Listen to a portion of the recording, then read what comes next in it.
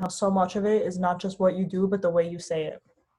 Like, it's all about phrasing it. Like, here he's saying, even if you can't help someone out, like, tell them, I'm so sorry, I wish I could help you, instead of like, oh my God, get away from me. The road to self-control. Do not be hastily upset, for anger lingers in the bosom of fools. One cannot conquer anger without wisdom. Wise men throughout the ages have offered practical techniques to maintain self-control.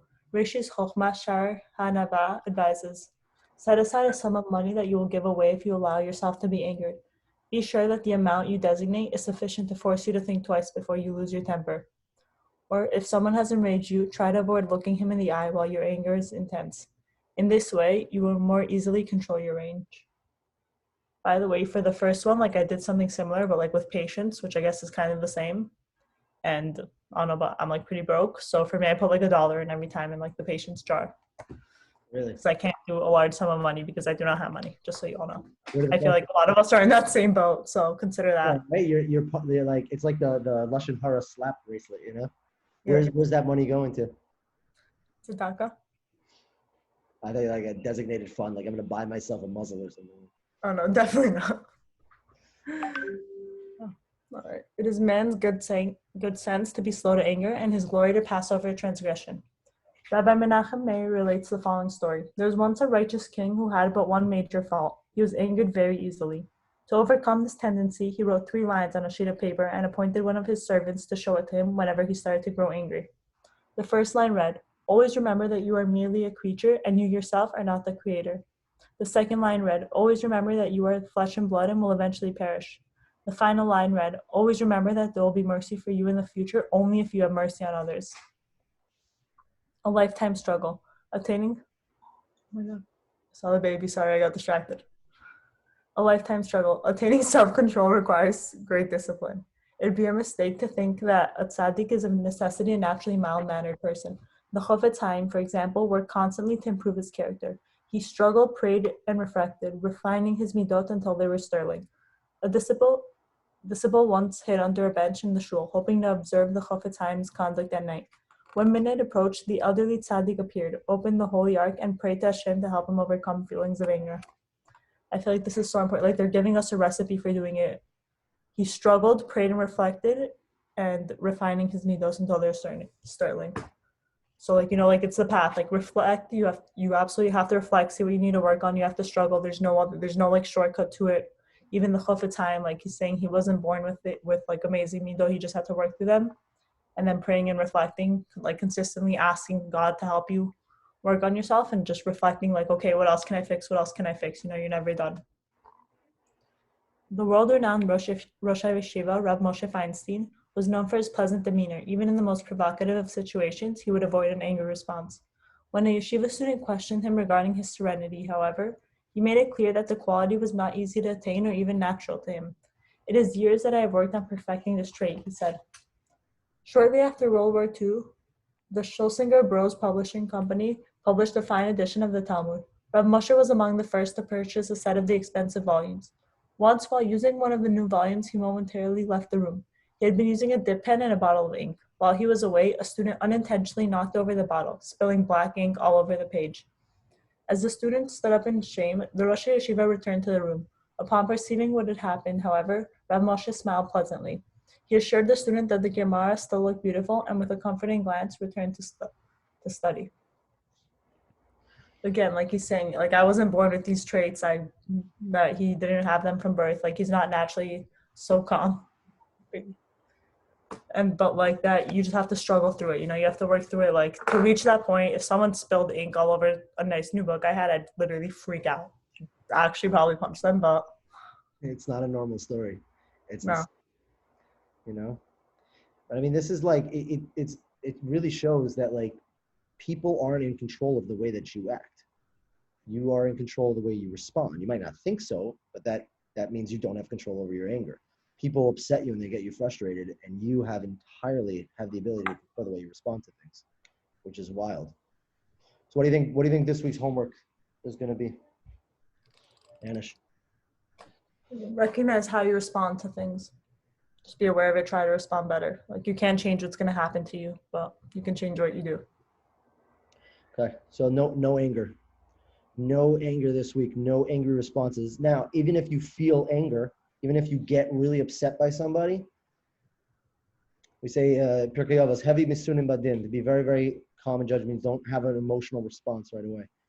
That no matter what, and we're built on it last week also, like not raising the voice, but usually raising your voice is like an outburst, you know? Julie, are you like have your hand up or you're just? Yeah, no, I'm raising my hand. Okay, personally, when I get angry, like you said, not to have an emotional response. Like, so when I get angry, I like cry. Is that considered? What can I say? Is that considered an emotional response?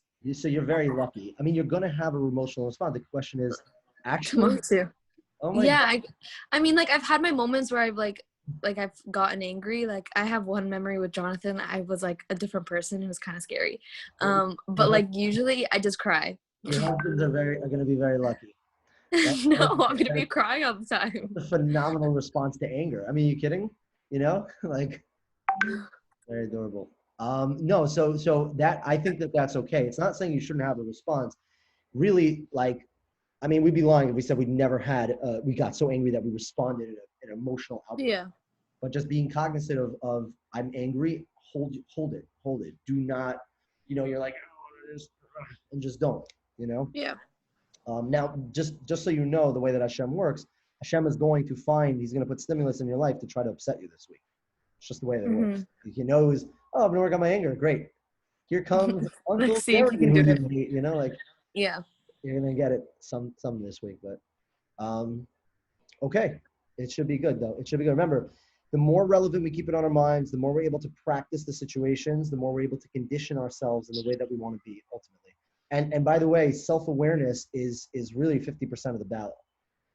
Just knowing that we're in the fight is really 50% of the battle, because at least you can win, right? Even if you lose many times, you're still aware, you're still in the fight. If you're not aware that you're being challenged, there's no, so set reminders for yourself, try your best to, tell the people that you don't want it to rub in your face that you're working on it, so that they can call you out on it maybe. Dangerous territory, but still. Okay. Avi. Yeah. No.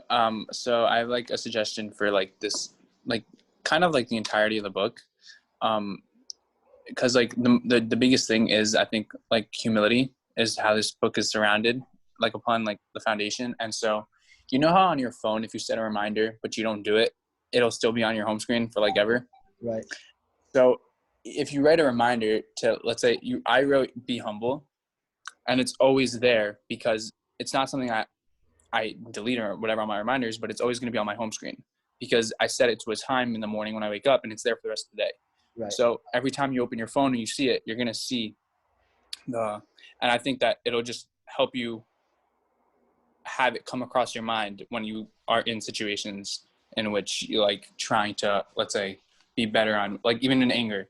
If you see your phone and like, let's say a moment after something happens and you just get angry, you may not remember that your phone just said be humble, but at least it came across your mind. Right. So the more that happens, the more you'll, Sure. So that's what I do. All right. Awesome. It's a great Question. Yeah. For me? No, I have a question for Avi. But what's it called? So not really a question, but with my brother, like he literally comes to my room and asks for help for homework, and it's not even help. He just needs someone by his side to he wants like motivation to see that I'm also doing what I'm supposed to do, and he just wants that person next to him.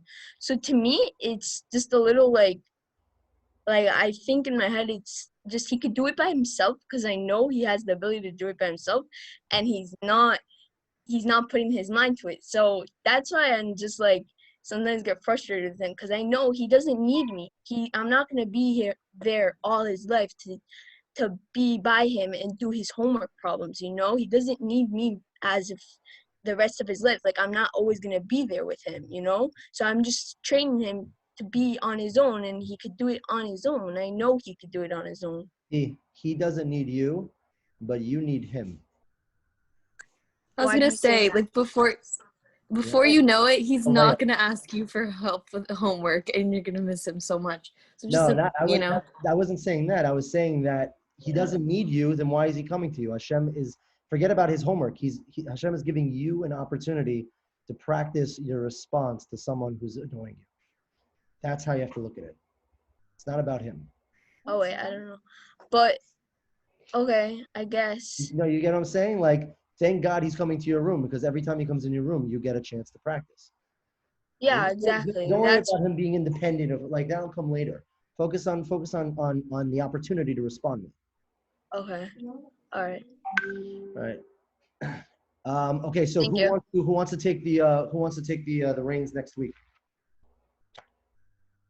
I'll do it. Daweed? All right, awesome. So, and also for a timing next week, is there a better time? This was good. This was good, but I also like the nighttime. But like, whatever. I'm good with anything.